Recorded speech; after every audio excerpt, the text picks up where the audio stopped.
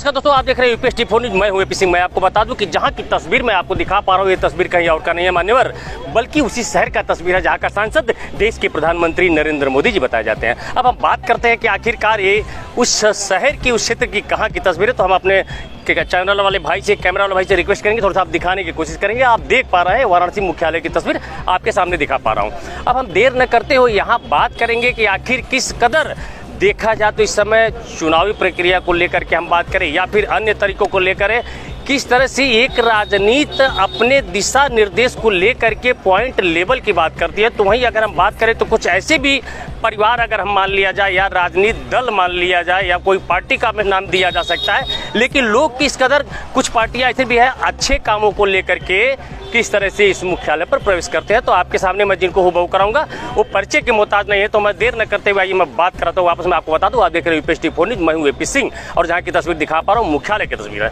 Sir, आप परिचय के मोहताज नहीं है, लेकिन दो लाइन में हमारे दर्शक बंधु से अपने बारे में बताएंगे आप। मैं अपनी जनता पार्टी के प्रदेश सचिव विकास मौर्य, अपनी जनता पार्टी के राष्ट्रीय अध्यक्ष माननीय स्वामी प्रसाद मौर्य जी एवं राष्ट्रीय उपाध्यक्ष श्री शादाब खान के मार्गदर्शन निर्देशन में आज हम पूरे उत्तर प्रदेश में नहीं पूरे भारत में जो माननीय मुख्य न्यायाधीश के ऊपर जो जूता चप्पल फेंका गया है, जिसमें कि अभी भी मोदी सरकार फेंकने के जो कि बहुत तीव्र प्रक्रिया करते हैं, इसमें देरी किया उन्होंने। जो उन्होंने ट्वीट भी किया बहुत देर पे किया है। और दूसरी कड़ी के जो सर्वोच्च पद पे बैठे लोगों के ऊपर जो जूता चप्पल फेंक रहे हैं, उनकी गिरफ्तारी अभी तक नहीं हो पा रही है। तो जो दलित लोग हैं, जो दलित में समाज के आम लोग हैं, आम जनता हैं, वंचितों, शोषितों, आदिवासियों, दलितों, अल्पसंख्यक वर्ग, जो पिछड़े समाज के लोग हैं, इनके साथ जो भेदभाव की नीतियां अपनाई जा रही है, जो भेदभाव किया जा रहा है, अपनी जनता पार्टी के प्रदेश सचिव होते हुए मैं इसका विरोध करता हूं। हालांकि हम वापस आपके पास आ रहे हैं, थोड़ी सी क्षमा चाहेंगे, आपको हमने बीच में डिस्टर्ब किया।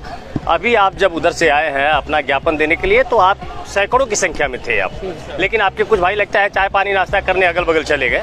तो इस सैकड़ों की संख्या में आप ले करके आए हैं, अगर आपकी मांग पूर्ण नहीं होती है तो आप फिर कहाँ तक जाने का काम करेंगे आप?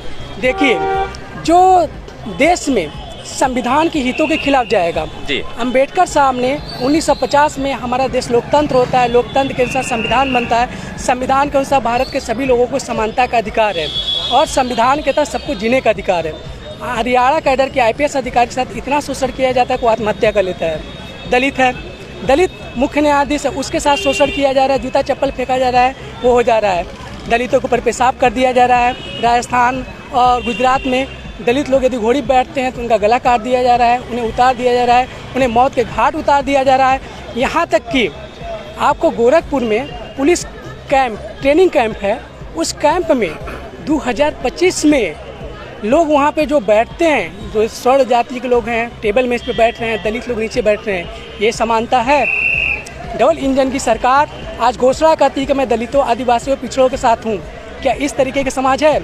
यदि 2014 के बाद से बीजेपी सरकार यदि सत्ता में है तो मुझे बीजेपी सरकार ये बताए कितने आरक्षण के तहत हमारे भारत में सचिव लोग हैं, कितने बड़े पोस्ट पे लोग हैं। आपको बता दें, ऐसा कोई नहीं है। क्षमा चाहूँगा, वापस मैं आपके पास आता हूँ। दर्शक बंधु, वापस मैं आपको बता दूं कि आप देख रहे हैं यूपी टीवी न्यूज। मैं हूँ एपी सिंह। वापस मैं बताता हूँ जहाँ की तस्वीर मैं दिखा पा रहा हूँ, जहाँ ये चलचित्र आपको दिखा रहा हूँ, ये वो कहीं अलग नहीं है, वही शहर है जहाँ का सांसद देश का प्रधानमंत्री नरेंद्र मोदी जी बताए जाते हैं। लेकिन वापस मैं एक बात पे आपको चर्चा करूंगा कि ये नेताजी की बातों को आपने सुन पाया, किस कदर आपने अपने विचार को रखा और अपने पॉइंट लेवल की बातों को आपके बीच में शेयर किया। लेकिन मैं बताना चाहूँगा कि इस समय अगर देखा जाए तो बिहार के साथ साथ यूपी की भी अगर हम बात करें तो चुनावी बिगुल भी बच चुका है। नेताजी, अगर इस बात पे अगर देखा जाए तो आज के समय में चाय का दुकान हो, टोटो हो या फिर बाइक हो या फिर पान की दुकान हो, तो हर जगह राजनीति का एक मुद्दा लेकर के लोग आपस में विचार विमर्श कर रहे हैं। तो क्या जो आप ये पॉइंट लेवल की बात कर रहे हैं, क्या इस पे आने वाले 27 के चुनाव पे भी असर पड़ेगा? एक चीज़ बताइए, ये पिछले समय का समाज नहीं है जी। सोशल मीडिया का जमाना है जी। लोग जागरूक हैं, नेट है, चीज़ों को देख रहे हैं, पढ़े लिखे हैं, समझदार हैं।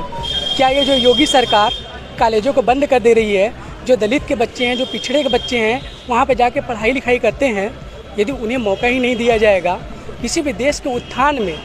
हमारे देश के युवा जब पढ़े लिखे होते हैं तो उससे देश की तरक्की में लाते हैं। जब इनके पास पोषण का अधिकार नहीं होगा, आर्टिकल 21A के तहत शिक्षा का ही अधिकार नहीं होगा, तो क्या हमारा देश आगे बढ़ेगा? क्या आम जनता, जो ठेले टाली वाले के बच्चे हैं, जो चाय पान के बच्चे हैं, जो गरीब है, जो झाड़ू लगाते हैं, वो ये सब नहीं देख रहे हैं? आज 2025 में जो मैला ढोने वाले हैं, आज भी 80% दलित हैं। सफाई कर्मी 80% दलित हैं। क्यों? ऊंचे पद पे नहीं जा सकते हैं? आज के युग में उन्हें सीवरेज कैंप साफ किया जा रहा है, उसमें से जहरीली गैस निकल रही, मर जा रहे हैं। क्या ये है हमारा लोकतंत्र? क्या ये हमारा समानता है?